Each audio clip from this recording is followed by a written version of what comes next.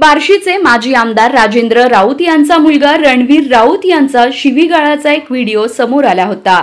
तो video viral झाल्यानंतर रणवीर राऊत यांनी त्या प्रकरणी प्रतिक्रिया दिली आहे।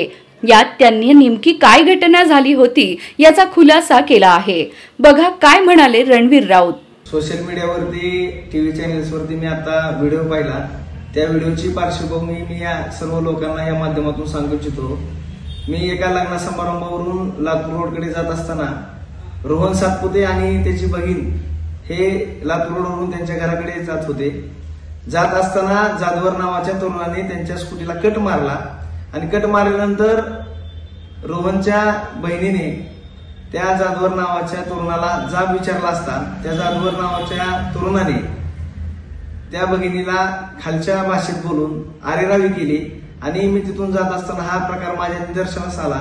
एका भगिनीची छेड काढल्यानंतर मी तिथं मध्यस्थी करायला गेलो असता त्या रोहनला त्या जाधवर नावाच्या तरुणाने ढकलून देऊन मारण्याचा प्रयत्न केला, परंतु त्या जाधवर नावाच्या तरुणाचा मिटवून न घेता एक भांडणाच्या मूड मध्ये असल्यासारखा तो तिथं वर्तवणूक करत होता आणि आमचे विरोधक किंवा राजकीय प्रतिस्पर्धींना माझ्या समोरून तो फोन लावून इथं अशी घटना घडली सांगत होता।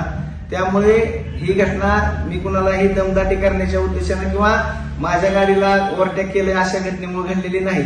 माझ्या एका भगिनीला कट मारल्यामुळे ही घटना घडलेली आहे। तरी सर्व लोकांनी ह्याच्यामध्ये जो काय माझ्याबद्दल व्हिडिओच्या माध्यमातून एकतर्फी बाजू मांडण्याचा हा प्रयत्न चालू विरोधकाकडून